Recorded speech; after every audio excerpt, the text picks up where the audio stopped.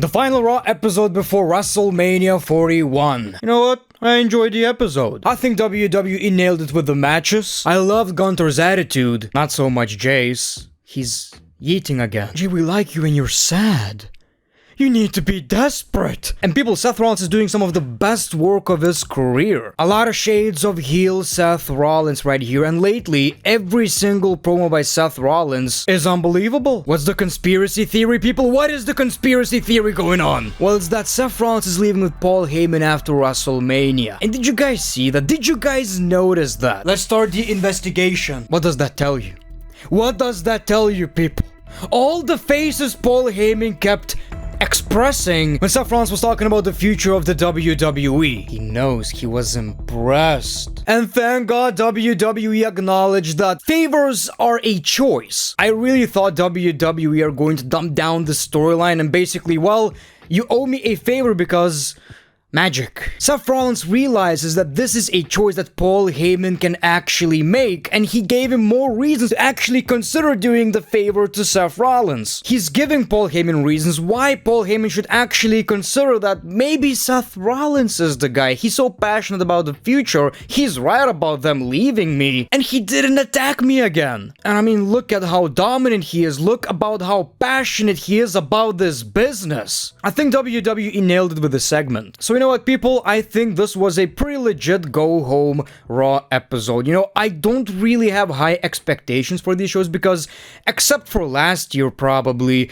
most of the time it was really disappointing. You know, mostly during Vince McMahon's era. But we expect this great Monday Night Raw episode before WrestleMania, and most of the time it's really disappointing. This one, I really liked. Even the matches somewhat felt refreshed. Like, nothing was really on the line, but it really made sense with the stories we have. So people, let's talk about Monday Night Raw. The show kicks off with the Gunther interview, and I really love the attitude. It kinda shifted. Gunther was the one who was really confident. He kept making jokes, not taking it seriously, and Jey Uso was all sad. You know, he lost his confidence, but now it's different. Gunther is actually frustrated that Jey Uso gained that confidence. It's almost as if he's kinda scared. He says Jey Uso is full of crap for claiming he's not afraid. Screw your yeet chant! He brags about bathing in Jimmy Uso's blood and being in full control the entire time. He promises to beat Jey Uso for the 4th time at WrestleMania and remain champion. Okay, people, I didn't realize he already won against Jey Uso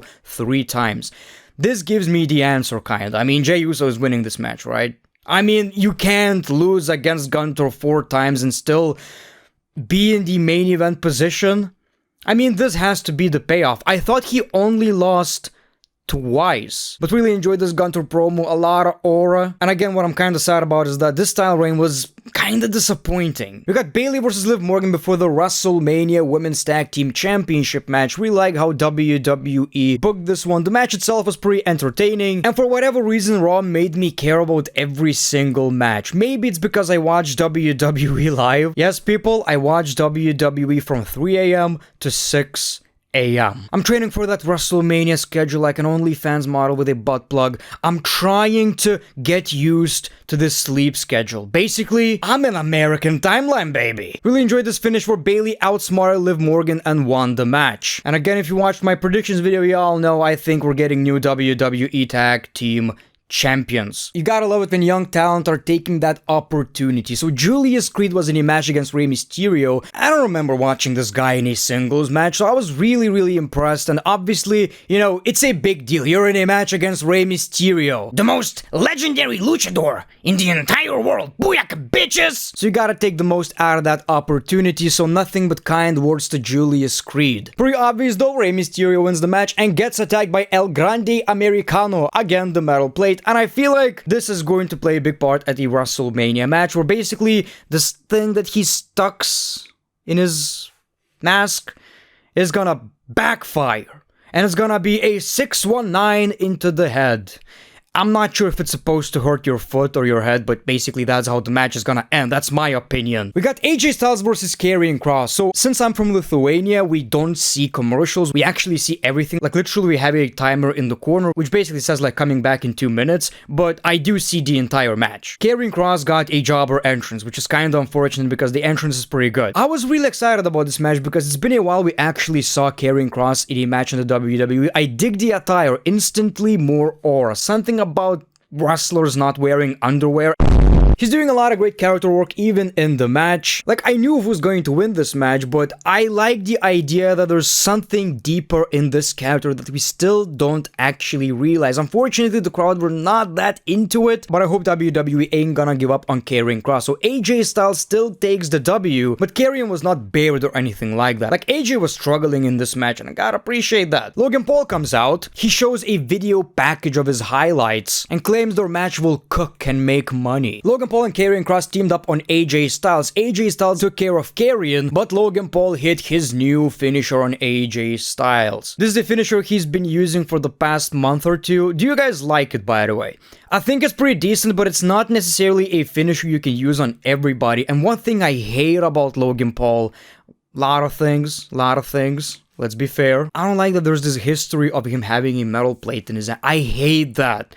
I hate that because you should be using that all the freaking time. Again, it's wrestling and I'm taking it too seriously at this point, but you guys understand what I'm trying to say. I'm very excited about the match. I think it's absolutely going to cook. And in my previous video, my predictions video, I said Logan Paul is going to win because he lost last year and he won last year. People, I always mix it up. For whatever reason, there's this thought in my mind that Logan Paul lost against LA Knight at WrestleMania. But I think it was SummerSlam, right? And every time, it just seems like it was the WrestleMania match. I think it was in a stadium, right? Jey Uso came out, and I have mixed feelings about this. So I know he's all confident, but I kinda wish he kept being serious like he was last week, because he was eating, and then he ate it again, the entrance restarts, and he's saying he's going to win the championship, and everybody's eating, and you know. I kinda like him being serious. I wish that was the attitude going into WrestleMania.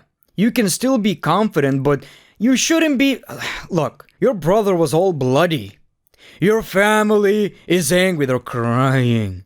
Why are you eating and having fun? Like, that's the question I have. I wanted a serious Jey Uso going into this match. I know at WrestleMania, obviously you gotta eat, a lot of people, that's the moment, but still, I wish he took it a bit more seriously. Braun Breaker got attacked backstage, and then we got Penta versus Finn Balor, which was also a pretty decent match. Makes sense to have on the show since both of these guys are going to be in the Intercontinental Championship match. Really enjoyed it, and Penta is really growing on me. It takes time for me to get used to new WWE stars. In rare cases, I instantly, fall in love with a wrestler, which was basically AJ Styles the last time we saw that debut, but Penta is really growing on me. He does have something special. The match ends in no contest because Braun Breaker came out. There's something about that music, man. When you hear that siren, you get this sense of danger. Whatever they're going to do with the theme song, maybe we're going to get even a better one.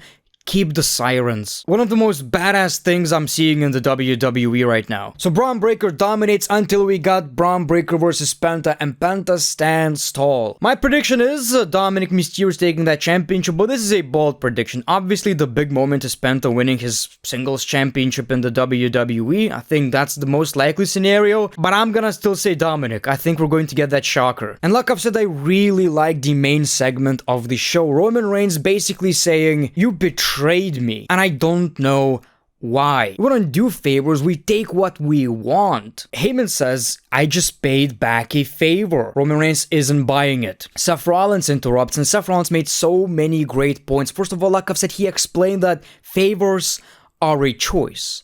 Paul Heyman made a choice to be with CM Punk. It wasn't an accident, it was a choice. And he talked about the future of the WWE, how much this match means. We can't have Roman Reigns being the future of the WWE. We can't have somebody like CM Punk who leaves when times get tough. This match means everything, and you can see Paul Heyman being kinda excited about it, like he's impressed. That's the thing I was looking at, like I'm seeing so many different facial expressions from Paul Heyman. The evil face, which basically he's like feeling it, right? Also the excitement, like you can see the spark in his eyes, and I believe it was a good sign that he's actually impressed by Seth Rollins, and he might even consider joining him. Roman Reigns says, I agree, he's right. And he also attacked Seth Rollins, so we got this huge fight, and Roman Reigns pushed Paul Heyman. That's when we got CM Punk, this huge brawl, everybody is fighting. Roman Reigns takes out CM Punk. Seth Rollins comes back with a steel chair to the back. Obviously the Shield spot, absolutely loved it, one of the most iconic moments in WWE history. And then he had the opportunity to attack Paul Heyman again,